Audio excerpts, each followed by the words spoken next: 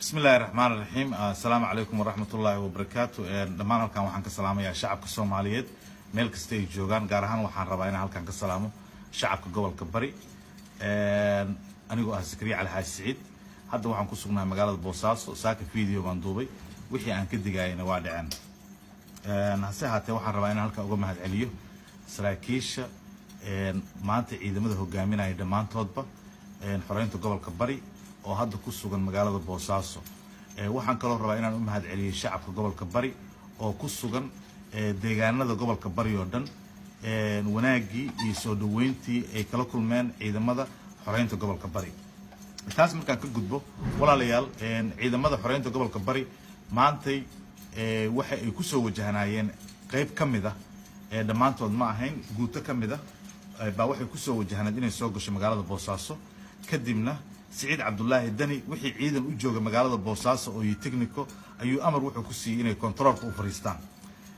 ciidamadeena markay soo gaareen magaalada controlka markay soo gaareen ciidamada Sa'id Cabdullaahi Dani ayaa xabad ku bilaabay hase ahaatee ciidamadeena way ku guuleysteen ciidamada xoreynta gobolka Bari 35 maxaabiis ayay ka qabteen dhowr iyo 10 technicana way ka qabteen صدقي شنت nin oo maxaabiista ahaa ciidamada xoreynta gobolka Bari waa uga mahadcelinaya si wanaagsan ayay sameeyeen waxay ku wareejiyeen odayaashii deegaanka gobolka Bari wiilashaas wax dhib loo geystay ma jirto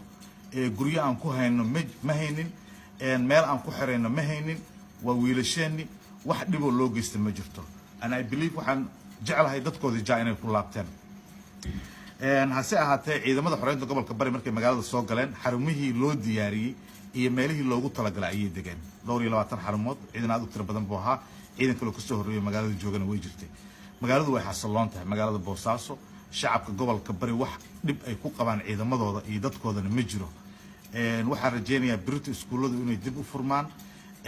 aniga oo Sakariyana waxaan ugu baaqayaa dhammaan shaqaalihii hore ee u shaqeynayay Sa'id Cabdullaahi Dani iyo kuwii ka horeeyay magaalada ku sugan haday ahaan lahayd kuwa xabsiyada jooga haday ahaan lahayd kuwa stationada degmada jooga haday ahaan lahayd kuwa dekada jooga walaalayaal shaqadiina sidiina u wata cid weerar idinku ah cid idin leenaysa ma jirto ciidamadan waxay u yimaadeen inay dadka xoreeyaan waxay u yimaadeen culayska iyo dhibaatada dadkan deegaanadan ku habsaday inay ka kor qaadaan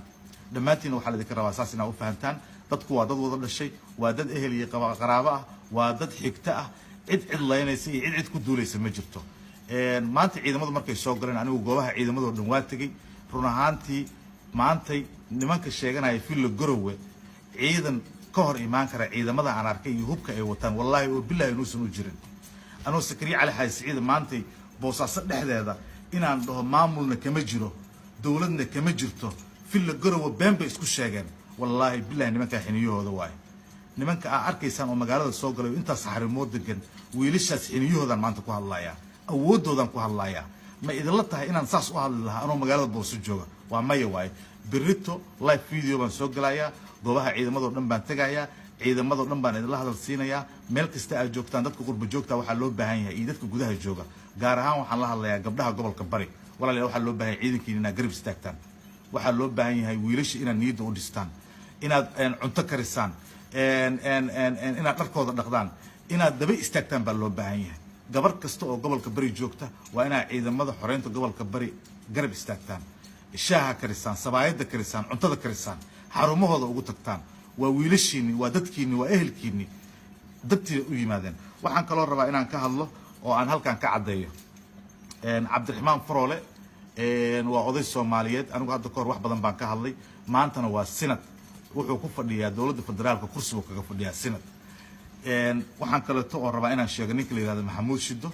waxaan kaloo rabaa inaan ka hadlo ninka la yiraahdo Abgaalo oo wasiirka maaliyadda ah Abgaalo oo wasiirka maaliyadda ah iyo Maxamuud Shido oo wuxuu ku shaqaleeyahay wuxuu hayo aan garanaynin iyo Cabdiraxmaan Faroole oo 80 jir ah oo sinad kursiga uu ku fadhiyay soo baneeyay dawladda federaalka ah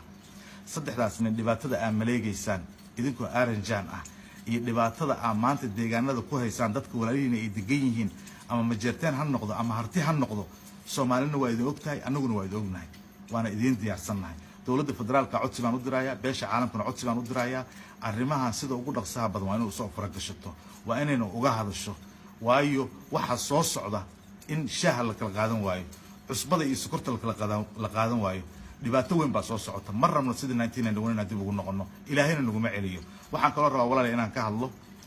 dadka qaxootiga ah ee goboladan bari 30 years la soo dhaafay deganaa dadka gobolada kale ka soo guuray oo last 30 years goboladan deganaa walaalayaal deegaankii dibaa joogtaan cidna weerar idinkuma ahan cidina idinkuma soo duuli karto dadka gobolka bari degan baa la matihiin waxaa tihiin shacabka gobolka bari business baa ku haysataa qaxooti baa tahay guri kiraa ku jirtaa guri aaleedahay baa degan tahay cidna kuma imaanayso qof dadka tuugada ah ama maafiyada ah qofkii isku day inuu dhibaato u geysto businessyada ama meelaha dadka rayidka ay degan yihiin walaal gacan biraa la idinku qabanaya nimanka roondada maanta magaalada wareegaysa caawi nimanka Saciid Cabdullaahi Dirin nimanka u shaqeynayay oo jagboontiyaasha ay u oolaayeen waxa dhacday jagboontiyaasha dhan way ka qaadeen ma joogaan caawi guryahooda ku xireysan yihiin waxa loo baahan yahay inaan ka wada shaqeyno nabadda xasiloonida iyo wanaagga intaas wixii kale oo dheeraada gadaal ayaan idin soo socodsiinayaa shacabka gobolka bari waa inaad garab istaagtaan ciidamada xoreynta gobolka bari saraakiisha hadday noqon lahayd social media hadday noqon lahayd magaalada meel kasta waa inaad garab istaagtaan waa inaad dhahdaan thank you wiilasha waa inaad madaxa ka shumisaan dumarkiina waa inaad guryaha ka soo baxdaan oo sabaayada iyo shaaha akarisaan iyo bariiska iyo hilbaaniga dhammaantiin waa idin salaamayaan oo Sakariya Cali Xaaji Siciida guul baan idin leeyahay meel kasta joogtaan tan mid la arkay ma mid la maqlana ma runtaan idin sheegaya assalaamu calaykum waraxmatullaahi